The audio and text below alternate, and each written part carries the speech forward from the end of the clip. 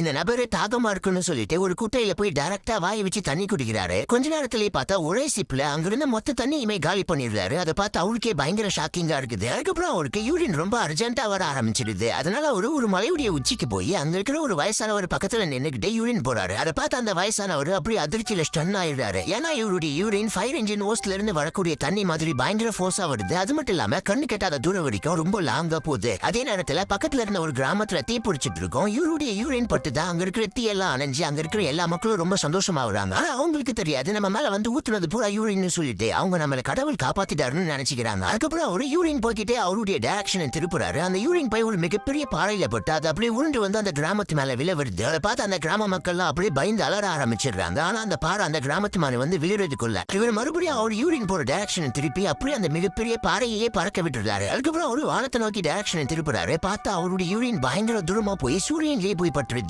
அதே நேரத்துல அந்த கிராமத்துல இருக்கிற ஒரு பொண்ணு மட்டும் பைனாக்குலர் வச்சு அங்க என்னதான நடக்குதுன்னு பாக்குறா. அப்பதான் அவளுக்கு எப்படி வருது. அவ அதை பார்த்துட்டு பயங்கர ஷாக் ஆயிடுறா. ஆக்சுவலா இவரு அந்த கிராமத்தை சேர்ந்தவர் தான். இவருக்கு ரொம்ப நாளா கல்யாணமே ஆகாம அப்படியே பேச்சுலராகவே இருந்திருப்பாரு. இப்படி இருக்க இந்த சம்பவத்துக்கு அப்புறம் அந்த ஊர் பெண்களுக்கு மத்தியில இவரு பத்தின பேச்சு தான் ஓடிக்கிட்டு இருக்கு. அது மட்டும் இல்லாம நைட் எல்லா பெண்களும் ஒன்னா சேர்ந்து அவர் வீட்டுல என்ன பண்றாருன்னு பாக்குறதுக்காக அவர் வீட்டு சவத்துக்கிட்ட வந்து அவர் வீட்டுக்குள்ள எட்டி பாக்குறாங்க. பார்த்தா அவரு எதையே தூக்கி போட்டு விளையாடிக்கிட்டு இருக்காரு. ஆனா அவருடைய ரெண்டு கையும் அவருடைய இடுப்புல தான் இருக்குது. அதை பார்த்து அந்த பெண்களுக்கு எல்லாம் ஒண்ணுமே புரியல. ஒரே குழம்பி போயிடுறாங்க. அப்புறம் தான் அவர் திரும்புறாரு. அதை பார்த்த உடனே அவங்க பயங்கர ஷாக் ஆயிடுறாங்க. அதுக்கப்புறம் என்ன பண்றாங்கன்னா எல்லா பெண்களும் ஒன்னா சேர்ந்து பாட்டு டான்ஸ்ல ஆடி அவரை இம்ப்ரெஸ் பண்ணி அவரை கல்யாணம் பண்ணிக்கிறதுக்காக ஆசைப்படுறாங்க. ஆக்சுவலா இவங்க ஏன் இப்படி பண்ணுவாங்கன்னா அவரு ரொம்ப பவர்ஃபுல்லா இருக்கிறதுனால அவருக்கு பிறக்கிற குழந்தையும் அதே மாதிரி பவர்ஃபுல்லா இருக்கும்னு சொல்லிட்டு தான் இப்படி பண்ணுவாங்க.